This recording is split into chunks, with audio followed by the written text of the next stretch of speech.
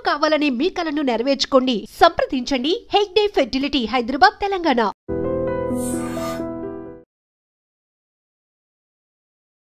Sir, diabetes గురించి చక్కటి చిట్కాలు చెప్పారు తగ్గడానికి. కానీ ఇప్పుడు డయాబెటీస్ వల్ల కూడా అనేక రకాలుగా నరాల బలహీనత వచ్చింది.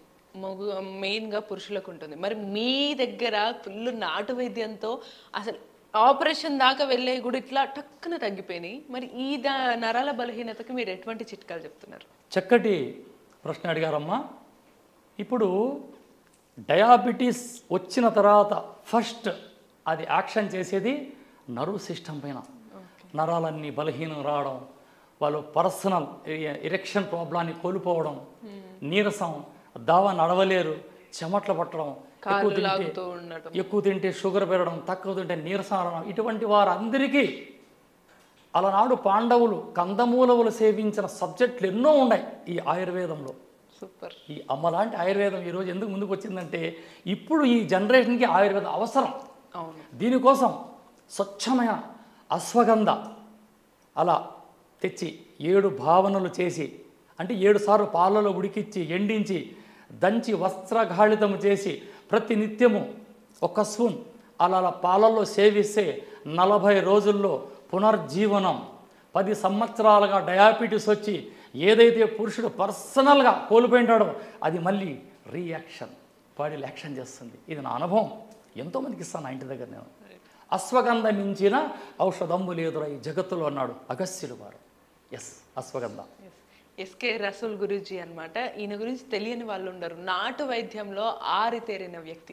ఈ సార్ చెప్పిన చిట్కాలు ఉపయోగిస్తే ఖచ్చితంగా మీకున్న సమస్య ఎంత పెద్దదైనా సరే చిటికెలా మాయమవుతుంది అనడానికి గ్యారంటీ ఇస్తున్నానని అయితే సార్ చెప్తున్నారు. ఈ అశ్వగంధ వల్ల మనకి నరాల బలహీనత పోతుంది. మరి ఇంకా ఏ చిట్కాలు చెప్తారో చూద్దాం. సార్, అశ్వగంధ అనేది అంటే మీరు ఇందాక అన్నట్టుగా ఆ పొడిని మనము పాలల్లో కలుపుకొని తాగాలంటారు. అంటే బయట దొరికే చూర్ణాలు వద్దు మనకి, అది అంత అద్భుతంగా ఉండదు. అసలు అశ్వగంధ దుంపని ఇలా పట్టుకుంటే ఒక వెయిట్, అందులో ఒక పరిమళం. ఆ అశ్వగంధ దుంపలని ఉదాహరణకు 1 కిలో అశ్వగంధ దుంపలను తీసుకొని 7 సార్లు కిలోకి 1 లీటర్ పాలు ఉడికించి ఎండించి దంచి వస్త్రఘాళితం చేసి ఆ దుంపల అలా వాసన చూస్తే ఆ చూర్ణాన్ని వేగంగా పరిగెత్తి వచ్చిన గుర్రము దగ్గర ఏ స్మెల్ ఉంటుందో ఆ స్మెల్ ఉంటుంది. అంటే పాలల్లో వాటిని దంచిన తర్వాత పాలల్లో మరగబెట్టాలి. ఆ దుంపల్ని పాలలో ఉడికేయాలమ్మా. 7 రోజులు ఉడికేయాలి దాన్ని. 1 లీటర్ 7 రోజులు 7 లీటర్ ఒకటే దుంపని 1 కిలో, అదే 1 కిలో దుంపని అదే పాలు మార్చాల పాలు. ఓకే, పాలు మారుస్తూ మళ్ళీ మరగబెట్టాలి. అశ్వగంధ అప్పుడు అది అద్భుతమైన అమృతంగా, దాని మించిన అమృతం ఉండదు ఇంకా. అంతేకాదు ఎప్పుడు అభాషణ లేత అంటే ఆడబిడ్డలకి ఈ అశ్వగంధ చూర్ణాన్ని బహిష్టైన 5వ రోజు 3 ఏళ్ళకి వచ్చే పరిమాణంలో స్వచ్ఛమైన నీళ్లు కలిపి అలా నాలికతో సప్పరించి 1/2 కప్పు పాలు తాగి ప్రకృతి మాత ఏదైతే ప్రసాదించిందో స్త్రీ పురుషులకి ఆ కాలకృత్యం వాళ్ళు ముగిస్తే ఖచ్చితంగా వాళ్ళ సంతానం అవుతుంది. ఫైబ్రాయిడ్స్ పోతుంది, పొట్టలో గడ్డలు ఉంటాయి అమ్మాయిలకి, పీసీఓడి ప్రాబ్లం ఈ అశ్వగంధతో మటుమాయం. సుదర్శన చక్రమేనండి అశ్వగంధ అంటే.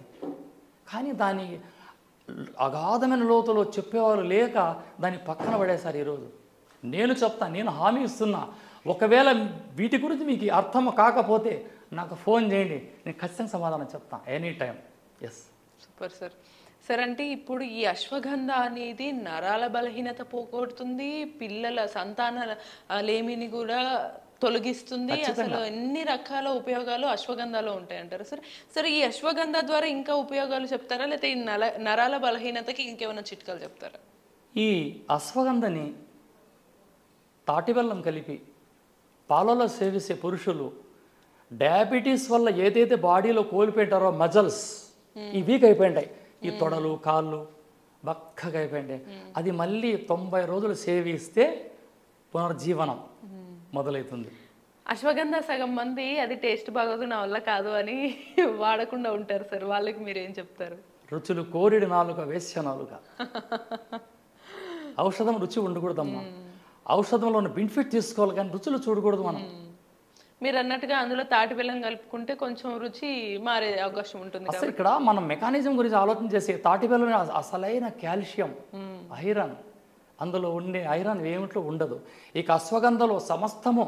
ఇక్కడ ప్రాచీన గ్రంథాల్లోకి వెళ్తే పులిప్పాన్ గారు అగస్త్య మహామునికి అడుగుతారు, గురువుగారు ఈ వ్యాధిగ్రస్తునికి తీవ్రత అధిగమించింది, నాకు ఈ వ్యాధి గురించి దోహదపడలేదు, ఏం చేయాలంటే పెన్నేరు దుంపల చూర్ణం అన్నాడు.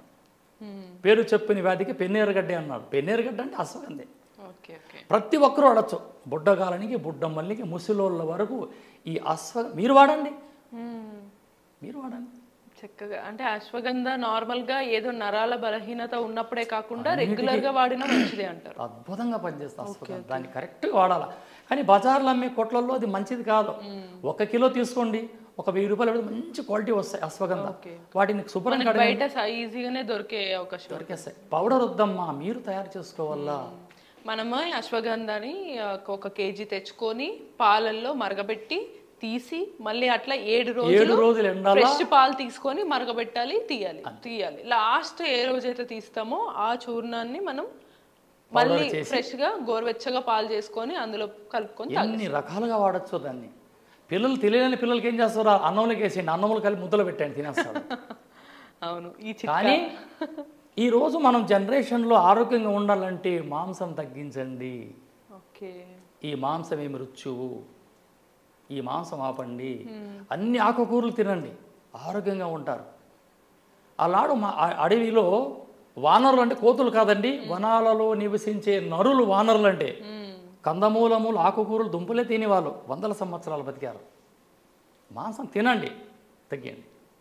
అన్ని ఆకుకూరలు తినండి, అన్లిమిటెడ్ అన్ని తినండి. ప్రతి సీజన్లో వచ్చే ఫ్రూట్స్ తినండి, సీజన్ తప్పించి తినకండి, అదే రోగం. రాత్రుల్లో పెరుగు ఆపండి, పెరుగు మధ్య రాత్రుల్లో తినకండి, కఫం పెరుగుతుంది, పక్షవాతం వచ్చే ప్రాబ్లం కూడా ఉంది. మీ వాతం పెరిగి పిక్కలు పట్టేస్తా, ఈ పిక్కలు పట్టేయడమే మీకు పక్షవాతానికి సిగ్నల్. సార్ చాలా మంది ఇక్కడ కన్ఫ్యూజ్ అవుతారు, రాత్రి పెరుగు తింటేనే మంచిది, పడుకునే ముందు చలవ చేస్తుంది, కఫం పెరుగుతుంది. బాడీ మెకానిజం మాట్లాడితే ఈ బాడీలో 3 పార్ట్లు. మన బొటనవేలు నుంచి బొడ్డు వరకు వాతమని, బొడ్డు నుంచి కంఠం వరకు పిత్తమని, అక్కడి నుంచి కఫమని.